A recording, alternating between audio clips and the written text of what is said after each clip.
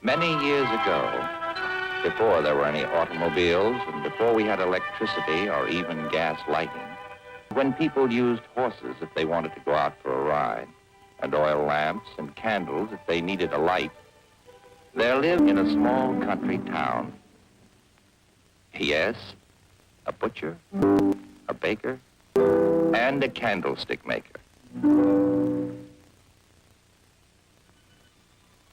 With just over a week to go before townspeople were busy indeed. And none more so than the candle maker and his young son, Tom.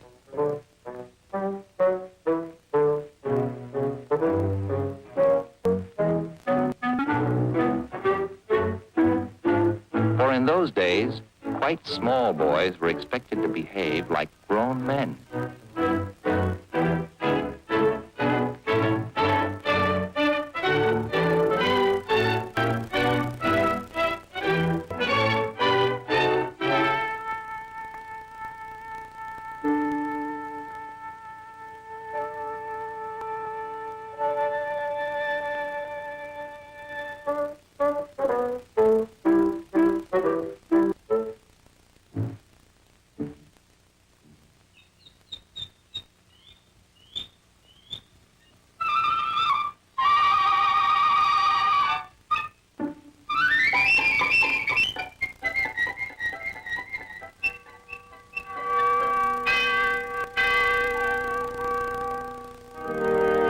For years now, every Saturday at 4 o'clock, the candle maker had been making the journey from his shop across the square.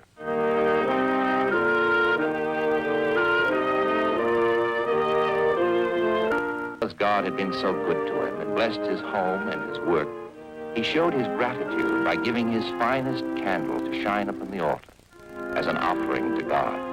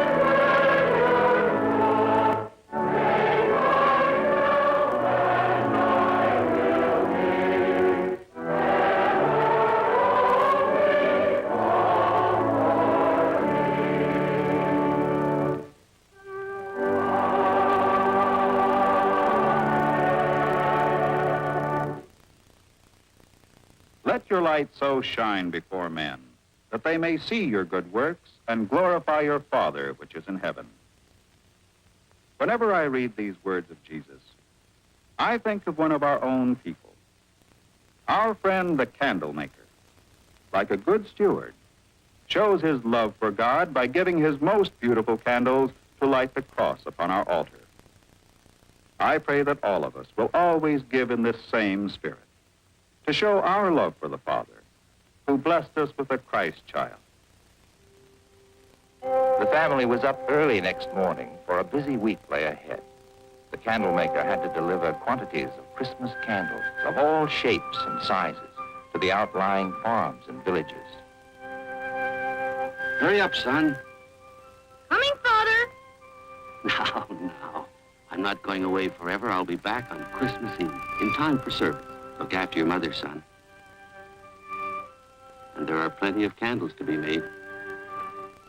Don't worry, Father. Don't forget, this week, I'm leaving you to make the second altar candle. I have made only one. And remember, both must be taken over to church by 4 o'clock Saturday. Yes, Father. Goodbye now. Goodbye. Bye, Father.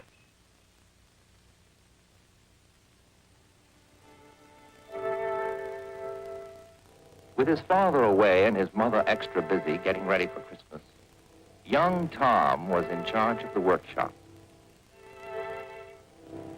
with the task of turning out many candles a day, and then Saturday.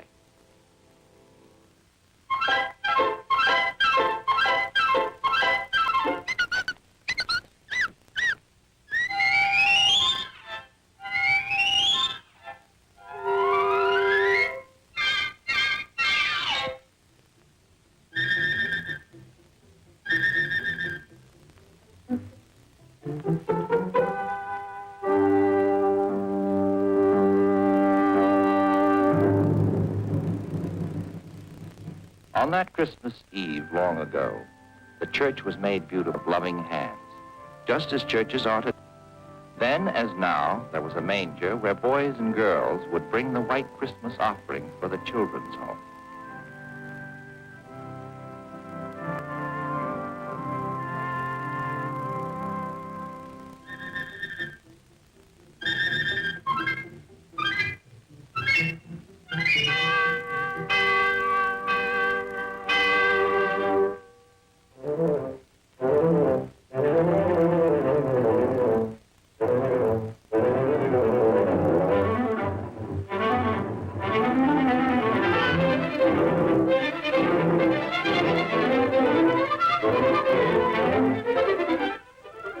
Tommy!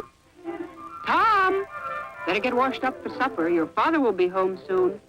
Tommy, you forgot. Run over quickly now. And be careful you don't drop them. I'm sorry I was late for the candles, Pastor. Never mind. You did do it. And just in time, too. Look who's coming.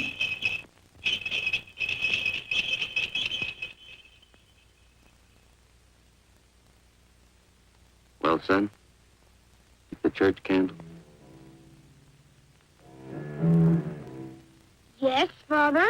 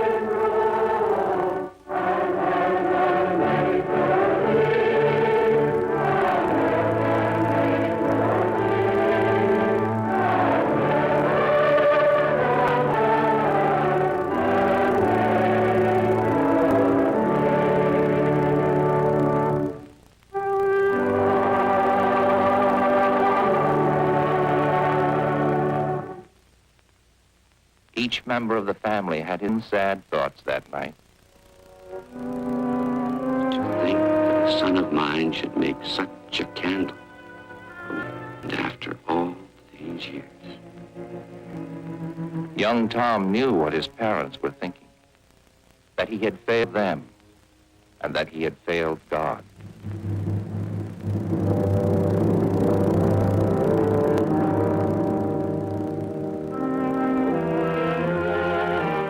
Oh, Squeaky, I'm in such trouble. I have to make the candle all over. I wish I could be made over as easily as the candle. Won't be easy to help.